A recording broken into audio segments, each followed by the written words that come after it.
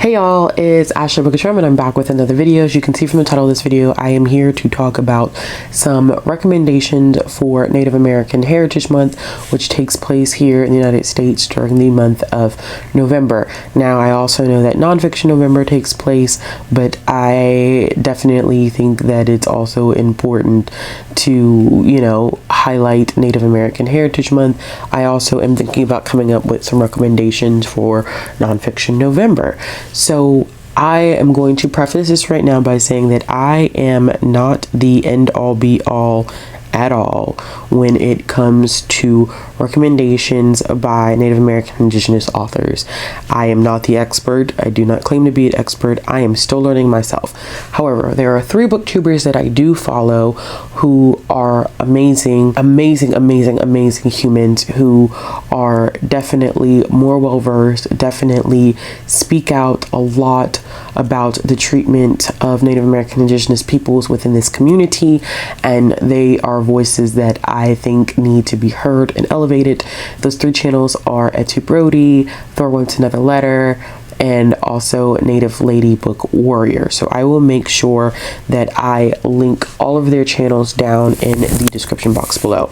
So what you're going to notice, first of all, about my list is that I end up reading a lot of children's literature that is written by Native American Indigenous authors. I don't know why that is, to be honest with you. I just think I gravitate towards it.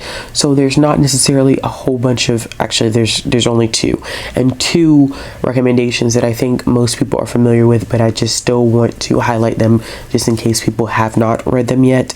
But most of my recommendations are going to be middle grade, or they're going to be children's, they're going to be picture books, or they're going to be comics and graphic novels. I also have been reading quite a bit of comics and graphic novels by Native American Indigenous authors. So we're going to go ahead and jump in. The first 2 I'm not going to really explain because of the fact that I think that most people in the community have at least heard of them, so I don't want to be super redundant. So the first book, of course, is going to be The Only Good Indians. I think that a lot of people were reading this one last year. It was really good. It was my first exposure to Stephen Graham Jones. I think that I liked so many different elements of it, especially the twist that he put on like the last man standing, whereas this one was really hyper focused on like the last woman standing. And I learned a lot of different things about what it's like to live on a reservation and things that are super important to people who live on the res. Like, I had no idea that basketball was such an important element, and because basketball is very important to the Black community, and I've never thought about the importance of that to any other community. So I think that that was amazing. But I'm sure that all of you have pretty much heard about The Only Good Indians, but if by chance you haven't had the opportunity to read it, I definitely would recommend picking it up. The next one that I have is Winter Counts, and I also read this one last year, and I listened to this one on audio. It is a really interesting like thriller mystery that I think looks at the social issues of how the federal government treats Native American Indigenous peoples and how they basically don't really help do much of anything. It looks at like the idea of how drugs are introduced to individuals who are on reservations, and how the government, particularly like the United States government, doesn't really do much to help those situations until things go completely left. And then, those communities are not able to really prosecute their own, then that's when the federal government wants to step in. And then, there's some interesting and very complex things that happen there. Of course, not necessarily good, but it definitely was a book that I really enjoyed, and one that I do want to take some time to reread sometime soon. But it was definitely one that I did not know what to expect going into it, and really enjoyed what I read after finishing it. Okay, so now I have a couple that you may not be as familiar with. The first one being I Sang You Down from the Stars. This is one that I just recently read because of mixed Nicola Goad, who did the artwork for We Are Water Protectors, and I was just looking for some other stuff that they had possibly illustrated, and this is one of them. And I Send You Down from the Stars is a really, really beautiful picture book. The artwork is astounding, but it is a universal, I think it's a universal story that can be, given to any, families that have little ones on the way. It is definitely particular to certain cultural traditions of the author, but I think that the whole concept of like community and love and taking bits and pieces of your experience as an adult, as a future parent, and giving those resources to your child and really showing how much love is there for that little bundle of joy. So it was a really interesting concept here because it was a bundle that was being created for the bundle of joy that was on the way, and just seeing how much care and love there was from this mother to be in this picture book, while also highlighting the particular, like I said, cultural elements that are important to the author. It just made for a very unique story, but also one that I think could be timeless and definitely passed on to anyone in any community. The next one that I have on the list is Res Dogs, and this is one of 3 books that are on this list that are by Joseph Bruchac. In library world, Joseph Bruchac is definitely a force to be reckoned with in terms of creating books that are targeted at children, that focus on the Native American Indigenous experience. And so I've been trying to read quite a bit of his backlist, and of course I have lots of stuff to make it through, but this is one that just released this year. Res Dogs is really interesting because it talks about the role that res dogs play and the connection that they have to the families that they come into contact with, and how they are like family. But this is also set against the backdrop of course, the pandemic. It takes place during the pandemic, and as readers, we get the opportunity to see too the impact of the pandemic on Native American and Indigenous communities, and how, of course, it is strikingly different from other communities, like the access to assistance and stuff like that. And what I did like about this book is that it is a great introduction to certain historical events that have happened, particularly like here in the United States, to Native American Indigenous communities. So with that being said, I think there's a lot to take and learn from this book, and I was very surprised at how much he was able to cover in such a short span of time, because it's not a long book. It's more children's than middle grade, actually, and it's a wealth of information. It is a great introduction, and I think that was the purpose of this book as well, is to give kind of like a historical overview. That way it can pique people's interest into wanting to learn more. But I definitely did enjoy Res Dogs. As a librarian, I could not include this one, which is We Are Water Protectors, and this one won the Caldecott. So of course this was high on my radar, and this is a story that looks at the issues associated with the Dakota Access Pipeline, and oh man, y'all, I just don't know how to explain it to you about how beautiful this book is and how important and vital it is to understand why the Dakota Access Pipeline is such a huge thing, and why so many people are committed to battling against it, and how detrimental it is to communities, to the environment. And it's done in a way that is both accessible to adults and children reading it. I don't feel like I think it's important that people have like a conversation after reading it, but it's written in a way that it is simple enough but still impactful for children to understand, like, hey, this is what's happening, this is how it's impacting this community, this is why it's important for us to be aware of this and to do the necessary things to support this community, to help advocate for why these things should not be happening. But y'all, if you have not read We Are Water Protectors, like, you're really missing out on such an amazing picture book. I know I've done a video on this before, but like, I stand with it that I think that picture books just don't get enough love here, but there are some great picture books out there that really cover some really interesting dynamic and very important topics, and this is one of them. The next one that I have on here is The Skeleton Man by Joseph Brujak. Now, I think that HarperCollins did kind of like I don't know if it was a re-release or republication, but it's actually, if you listen to the audio, which I listened to it through Hoopla, this is actually a bind up of 2 books that were a part, kind of, I think it's just a duology, and it is October is a perfect time to read it, but I mean, definitely read it in November if you get the opportunity. It is so creepy.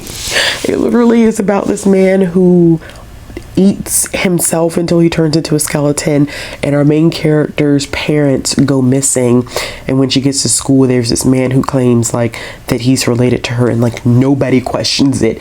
Nobody's like, I mean, but you know, this is kind of weird that we've never seen you around before, like nothing. And she knows that this is the skeleton man, and she has to figure things out, has to figure out where her parents are, and listening to it on audio was so creepy. Like, even the sound effects of like the skeleton's man's like bones like grinding together, it was creepy. I read it, I don't think I read it in November of last year. I'm pretty sure I read it in October of last year, and it was the perfect spooky season book that also, you know, highlighted Native American indigenous characters, Joseph Brujak, you know, being the author. So if you're looking for that perfect mix, I would recommend listening to this one audio, because I think the audio gives a very atmospheric experience that I don't think I would have gotten if it wasn't for like the audiobook. The next one that I have is Marvel Voices Indigenous Voices. So Marvel was doing certain things where they were highlighting marginalized groups in comics, because if you did not know, I mean, like a lot of things, comics is a very like white male dominated industry, although I think that a lot of the major publishers are trying to change that. Of course, indie is way ahead. Indie is always way ahead of traditionally published things, and that goes for comics as well. But they were spending time trying to highlight these voices. They did one where they focus on like BIPOC voices, but it was like 30 stories in a single issue. It wasn't good. But then they did this Indigenous Voices one where it was like a 30 to 40 page single issue or one shot, and it highlighted some characters that have existed before in the Marvel universe but are not really talked about. And you know, I think that Stephen Graham Jones was a part of it. I think that Rebecca Roanhorse was a part of it, and I can't remember who the third person was that was a part of this. If I will, because it's slipping my mind right now and I see their name, but it's like right there, tip of the tongue effect, but I'll make sure that I put their name down below. But each one of them highlighted a character, a story, and I thought it was just really well done. I thought the artwork was really good as well. It was much better than that first run that they did. So if you're looking for, you know, comics that focus on Native American indigenous voices, I would recommend checking this one out, especially if you're like, well, I'm looking for some more diversity in Marvel and DC. It does exist out there. The next series is one that I actually do need to finish, and I only read the first book, and I'm hopefully going to take the opportunity. I may actually, when I get finished filming this, I may just go ahead and request the rest of the books. But I read A Girl Called Echo, and the first book is about the Pemmican Wars. So this is a graphic novel series that not only focuses on indigenous history but also the cultural impact of colonization. So it is about a girl named Echo who has a hard time focusing in history class, and when she's in history class she actually is transported back to Matisse camp, which is like all of this is happening during the first Pemmican War, and she's learning about it as it's happening, which is cool because I didn't even really have that much background knowledge of it, so I was learning as Echo was learning. I will say that this graphic novel series is very art-based. There's not a super lot of dialogue. Well, particularly in this first volume, there's not a lot of dialogue, so I would keep that in mind going into it. I don't know if future volumes kind of change, but it is definitely very much so like heavily art based as opposed to dialogue based. But it is a series that I'm hoping to finish. If you have not heard of it or you have not started, check out the first volume and see how you feel about it. The next one that I do have is a middle grade novel, and it's I Can Make This Promise. I talked about this one a lot last year. This was an unexpected read for me that ended up being really, really great, where our main character is learning more about her mother's background, who was taken away from her family, put into a white household, and kind of lost all touch with her cultural background because she was raised in a white household.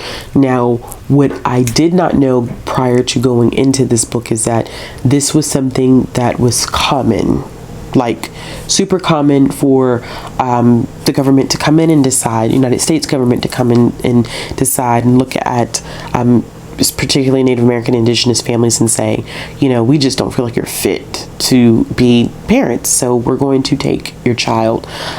This often happened in a hospital.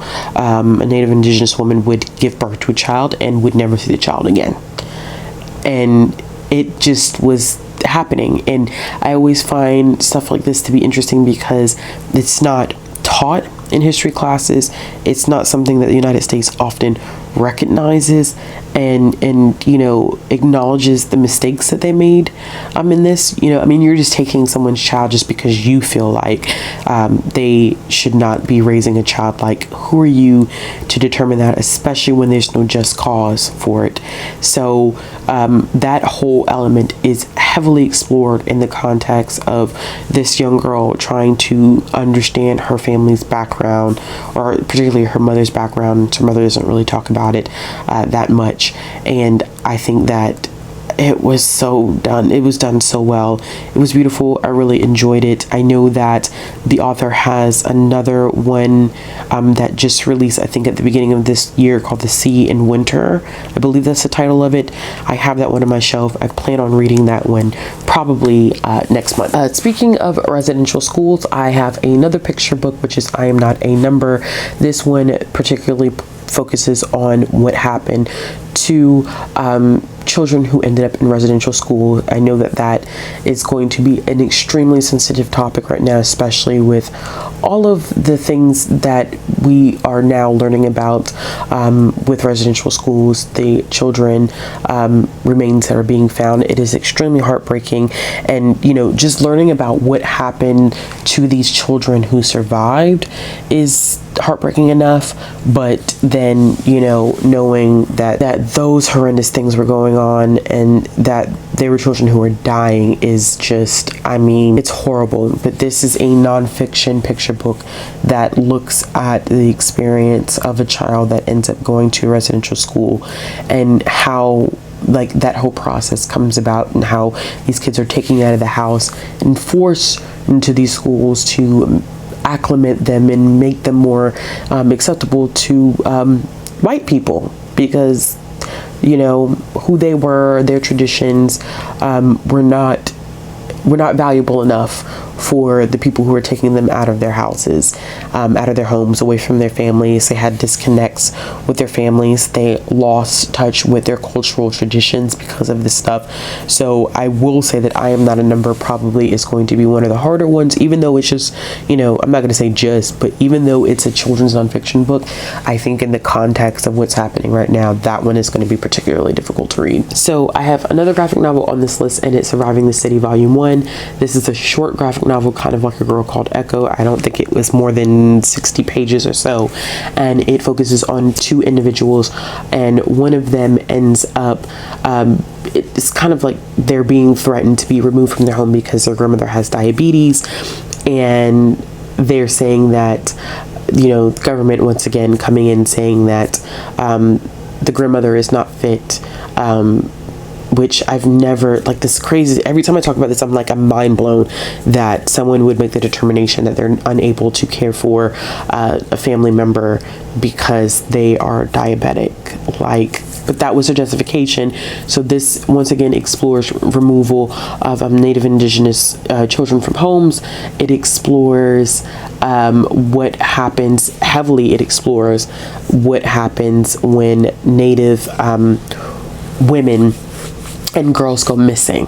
So that's kind of like the core focus of this, is that that element of no one really caring when they do go missing, no one talking about it. And it's amazing because we do get to see kind of like ancestral spirits kind of protect and keep them safe and make them aware of, you know, what's safe and what's not safe.